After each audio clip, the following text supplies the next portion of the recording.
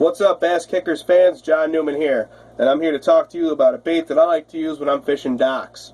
Fishing docks is kind of like an art, because some docks you can cast bait underneath them, some docks you got to skip your bait underneath them, and it depends on the type of bait that you're using. A lot of people like to use craw baits, they like to use swim jigs, flukes, Senkos, and all sorts of different types of worm baits.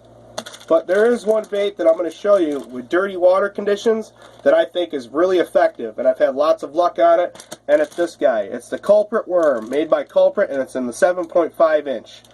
And the color on this is pretty unique. It's tomato. It's kind of like an orange and a lime like electric green color, and it's got some pepper fleck into it, so it's kind of like black pepper almost. And it's a pretty cool worm. I mean, it's nothing special, but it's got like this glow to it. I don't know if you can see it in the light, but it just...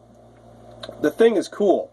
And I like the elongated tail that it has versus other worms like Berkley's Power Worm. I'm not knocking them, they're great worms, but this guy just seems to have a lot more to it than your basic worm.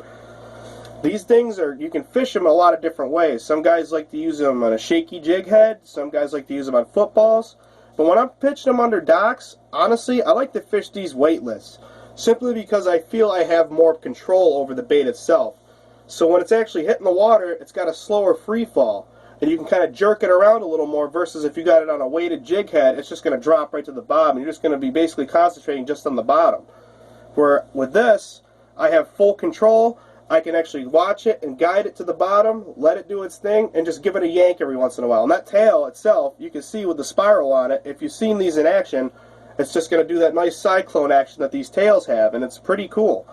And dirty water conditions, this color sticks right out, and all around they're pretty awesome. I mean, for the price of them, they're not bad. You get 18 of these in a bag, and they're only $5. You can get these on TackleWarehouse.com. You can get them at Bass Pro Shops, Gander Mountain, Dick's. A lot of bait shops carry these, so they're not very rare. They also come in 10 inches, and I'm not going to lie, the 10 inches in these are pretty freaking huge. So it depends on what you're fishing and what fish you're biting, because if you got a lot of big bass in your area, I'd go with the 10 inch. If you got basic around like a New York State size, which your average is anywhere from 3 pounds anywhere to up to 5 pounds. And a 5 pounder around here is honestly a trophy because they're not very common. So pick some of these up, guys. They're pretty cool.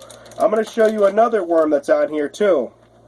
And this is the Berkley Havoc Juice Worm.